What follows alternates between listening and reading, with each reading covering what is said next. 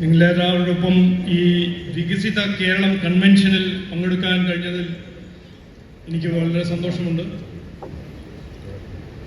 ഈ വികസിത കേരളം കൺവെൻഷൻ 30 കേന്ദ്രങ്ങളിൽ നടക്കാൻ പോകുന്നുണ്ട്. ഇന്ന് ഇത് 8ാമത്തെ വികസിത കേരളം കൺവെൻഷനാണ്. ഇതുവരെ നടന്ന കൺവെൻഷനിലെല്ലാം നല്ല റെസ്പോൺസും എല്ലാവർക്കും ഒരു പുതിയ ഫോക്കസ് വന്നിട്ടുണ്ടെന്നാണ് ഞാൻ എൻ്റെ ഒരു തോട്ട്. അപ്പോൾ ഈ വികസിത കേരളം കൺവെൻഷനെ കുറിച്ച് പറയുന്ന മുമ്പ് എനിക്ക് ഒരു കാര്യം ഒന്ന് പറയണം. 22-ാം തീയതി നമുക്ക് എല്ലാവർക്കും അറിയാം, ജമ്മു കശ്മീരിൽ 26 നിരപരാധിയായ സാധാരണക്കാർ അവർ സഞ്ചരിക്കാൻ പോയ കുടുംബത്തിന് ഒപ്പം സഞ്ചരിക്കാൻ പോയ 26 ഇന്ത്യക്കാർ കേരളത്തിൽ നിന്ന് എൻ രാമചന്ദ്രൻ ജി, കർണാടക, ഗുജറാത്ത്, മഹാരാഷ്ട്ര, അരുണാചൽ പ്രദേശ് അവിടെ പോകുമ്പോൾ അവിടെ പാകിസ്ഥാനി ഭീകരവാദികൾ അവരുടെ മതം ചോദിച്ച് അവരെ കൊന്നു. ഇതിനെക്കുറിച്ച് ഞാൻ സംസാരിച്ചപ്പോൾ എനിക്കും ദേഷ്യം ഉണ്ടായിരുന്നു, വേദന ഉണ്ടായിരുന്നു. ഞാൻ സംസാരിച്ചപ്പോൾ തുള്ളിച്ചാടി വന്നു കോൺഗ്രസ്സുകാരും CPM-കാരും പാകിസ്ഥാനി ഭീകരവാദികളെ ന്യായീകരിക്കാം.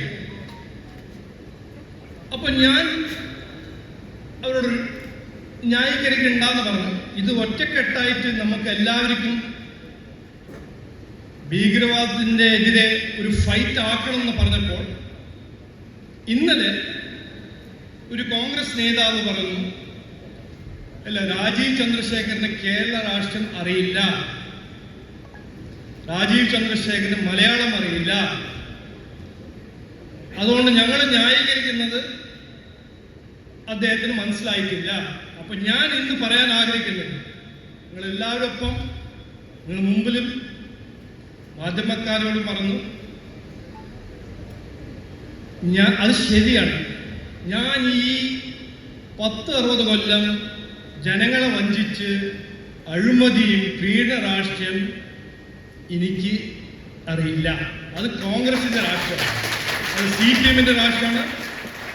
ഞാൻ അറിയുന്നത് വികസനത്തിന്റെ രാഷ്ട്രീയമാണ്.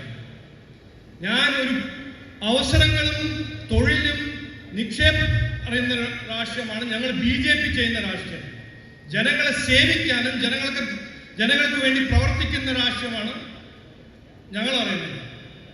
അപ്പോൾ കോൺഗ്രസ്സുകാർ രാജീവ് ചന്ദ്രശേഖർ കേരള രാഷ്ട്രീയം അറിയില്ല എന്ന് പറയുമ്പോൾ അവർ 100% കറക്റ്റാണ്. അതെനിക്ക് പഠിക്കാൻ ഒരു ആഗ്രഹമില്ല. അവര് വേണമെങ്കിൽ പ്രിയങ്ക ഗാന്ധി വാർഡനെയോ രാഹുൽ ഗാന്ധിയെ പഠിപ്പിച്ചോ. പിന്നെ പറഞ്ഞത് എനിക്ക് മലയാളം അറിയില്ല. ഞാന് തൃശ്ശൂരിൽ വളർന്ന് പഠിച്ച ഒരു ആളാണ്. രാജ്യം മൊത്തം നാഷണൽ സർവീസ് ചെയ്ത ഒരു വ്യോമസേന പട്ടാളക്കാരൻ എയർ കമാൻഡർ MK ചന്ദ്രശേഖരന്റെ മകനാണ്.